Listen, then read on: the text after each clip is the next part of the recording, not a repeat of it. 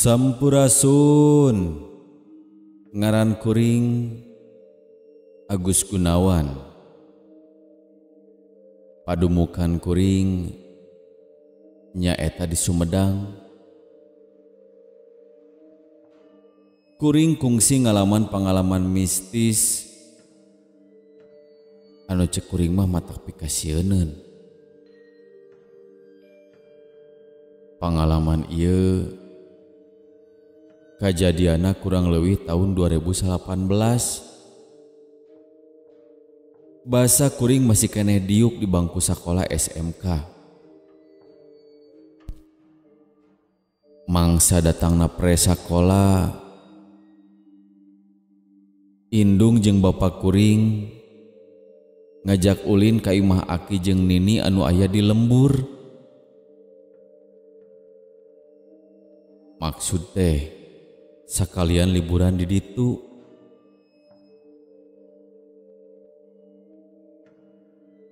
Nyantugna kuring oge nya tujuan kanu pangajak anu jadi kolot. Geus lila oge kuring tenepungan kanu jadi Aki jeung Nini teh. Kuring ini ti imah jeung anu jadi indung bapak kuring make mobil kurang leuwih jam 10 beurang. Aya kana 3 jamna kuring di perjalanan. Eueuh kacaritakeun naon salila di perjalanan mah.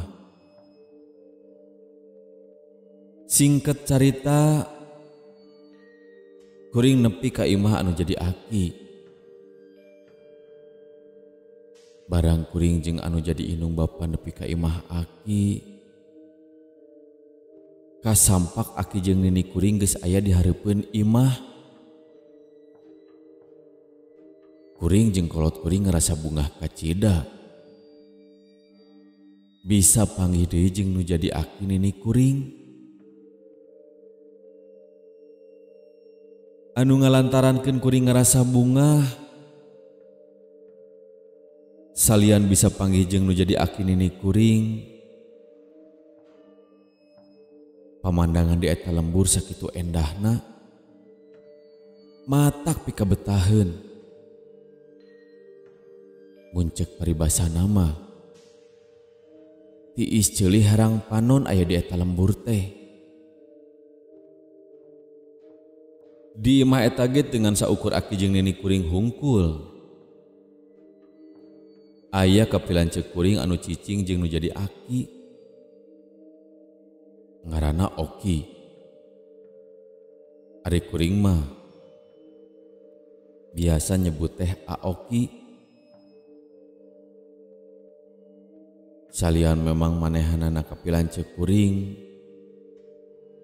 nya dina umur ge geus leuwih kolot ti kuring. Sanggeus kuring jeung anu jadi kolot reureuh,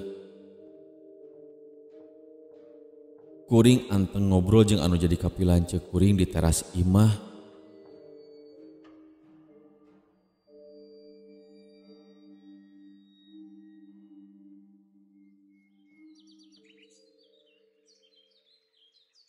Kumaha Gus? Sakola teh lancar? Nya kitu we nu ngaranna sakola mah pasti kudu loba mikiran pelajaran. Ya halus atuh. Ari kudu loba mikiran pelajaran mah matak jadi pinter. Daripada kudu loba mikiran pangabutuh mah matak lieur nyaho teu. Sia masuk aya wae. Yang geus peng aya di dieu rek milu ngobor moal engke peuting. Wah, beneran atuh. Agus ge hayang ngajaran ngobor belut. Jam sabaraha inditna? Yang kewe peuting. Urang leuwih jam 8-an. Oh, nya. Hayu atuh Teu karasa waktu geus wanci sareupna. Anu satuluyna kapilan ceuk kuring ngaleos bari rek nyiapkeun peralatan keur engke ngobor. Singkat carita, wanci geus peuting, kuring jeung kapilanceuk pamitan kanu jadi aki rek indit ngobor. Anu jadi aki ngomong ka kuring jeung anu jadi kapilanceuk kuring, cenah kade mun aya nanaon antep gentong dipalire teuing jeung omat ulah sompral dina omongan salila keur ngobor teh. Kuring nyakeun kana eta omongan anu jadi aki. Sanggeus kitu mah kuring jeung kapilanceuk arindit. Kapilanceuk kuring ngajak heula ka sawah anu saterusna ngajak ka walungan. Pajar cenah dina sarengsena ngalabelut sugan wae meunang lauk di walungan. Tempat anu dijugjug ku kuring jeung kapilanceuk kudu ngaliwatan kuburan umum heula. Kusabab tempatna aya di tukangeun kuburan jeung rada mudun saeutik. Lumayan jauh eta tempat ti imah anu jadi aki kuring. Kusabab di dinya loba kebon awi. Nya kuring rada tingpuring ka kuluk punduk. Basa ngaliwat eta kuburan. Hawar-hawar ku kuring kadenge siga aya anu keur nuar tangkal. Kuring ngaharewos kanu jadi kapilanceuk. Kadenge teu siga sora. Yang dipalire teuing. Terus lempang weh, yang kancang nepi. Antugna kuring tepi kanu dijugjug. Kapilanceuk ngomong ka kuring supaya mencar di sewang-sewang kotakan sawah. Meh bebeunangan loba dina neang belutna. Kuring nyakeun. Anu harita kuring langsung turun ke sawah neangan belut. Kaayaan di eta tempat kacida sepina. Ngan kadenge sora bangkong jeung jangkrik pating tembalan.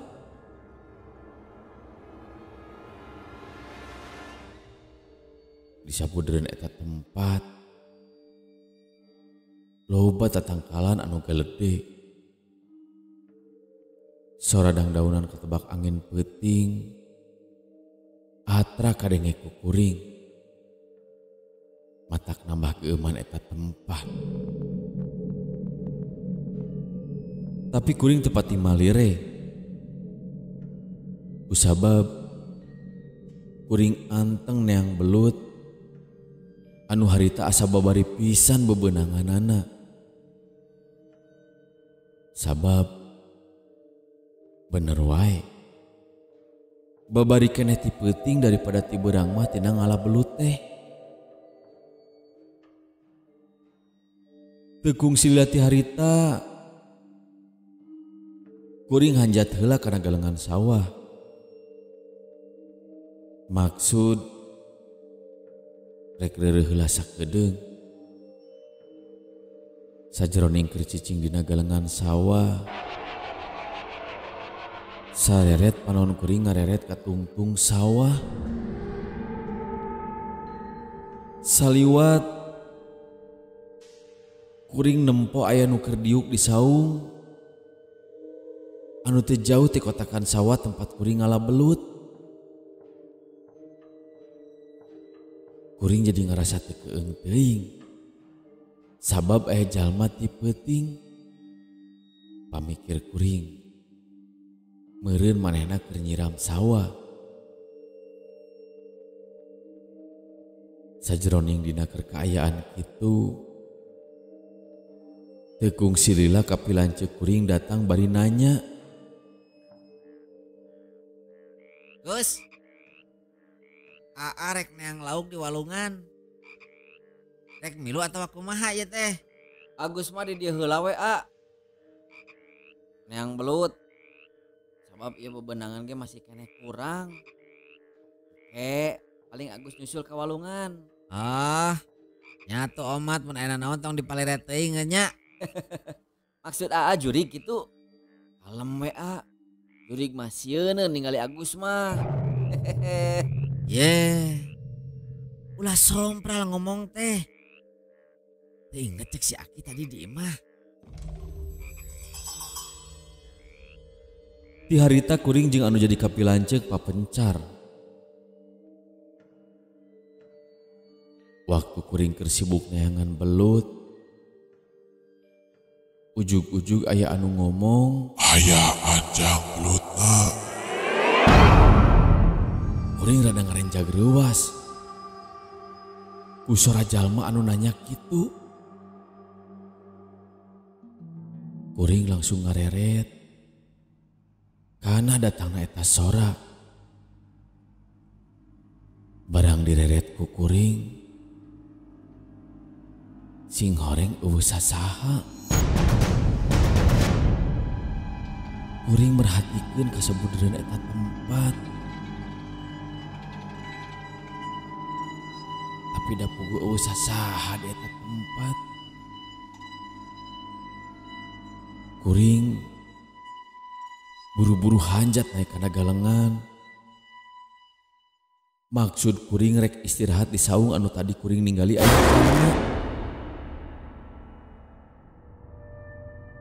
Tapi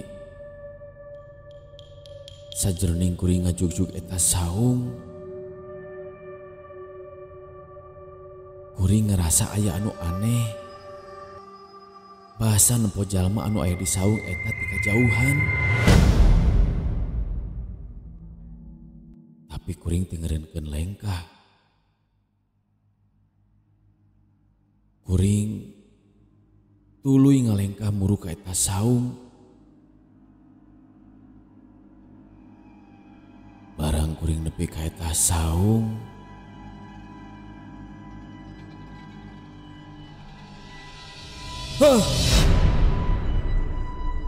kuring ngagebeg ruas pisan. Jantung asa murah gara-gara ningali eta jalma. Sidik pisan ayeuna mah katinggali ku kuring. Sing horeng jalma eta teh geuning eueuh huluan.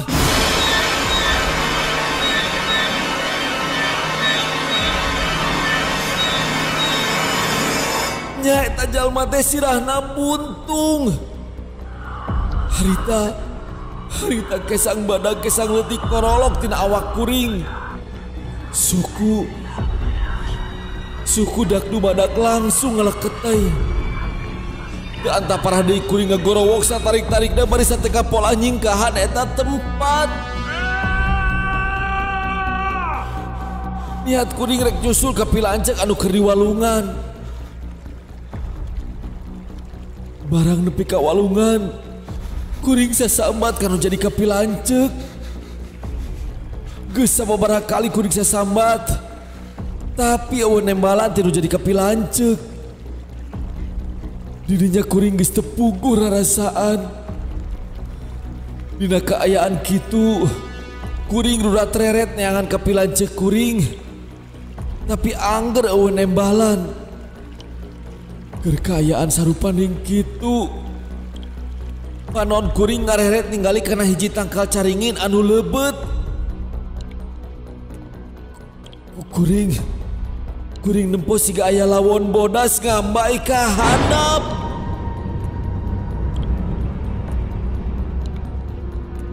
Barang disidik-sidik ku kuring, harita kuring ngagebeg reuwas deui. Sabab di luhur eta tangkal caringin teh aya awewe anu diuk bari seri nyikik.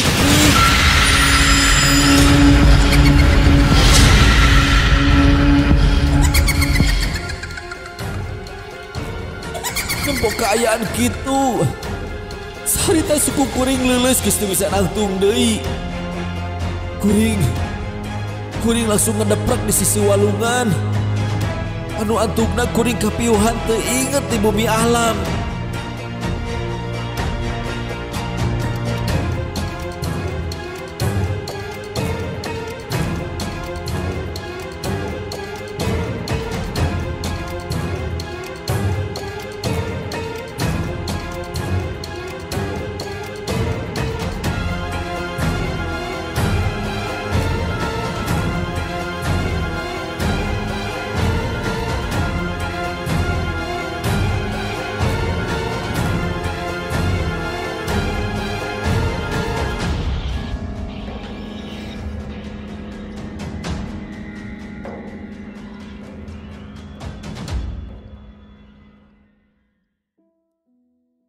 Delila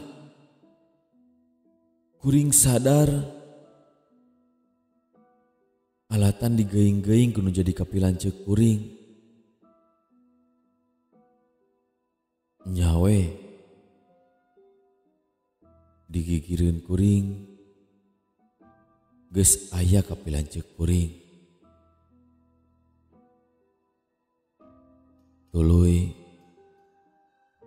manehna nanya ka kuring,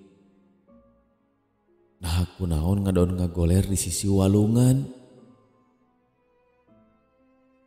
Kuring can ngajawab kana eta pananya.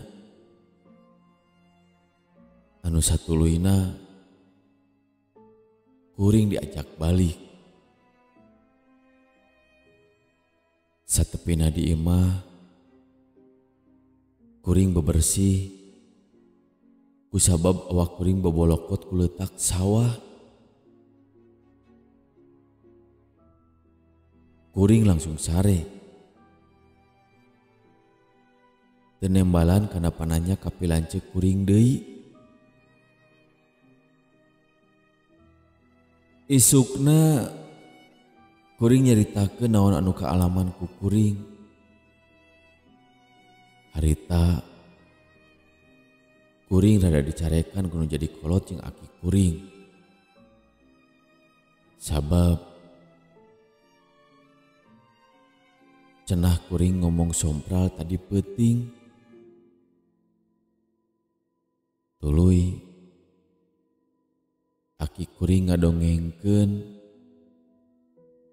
yen baheula kungsi kapanggih aya mayit di salah sahiji saung. Malahan warga didinya nyarebut yen eta mayit teh aya anu micin di eta saung. Anu mana eta mayit teh anu jadi korban pembunuhan.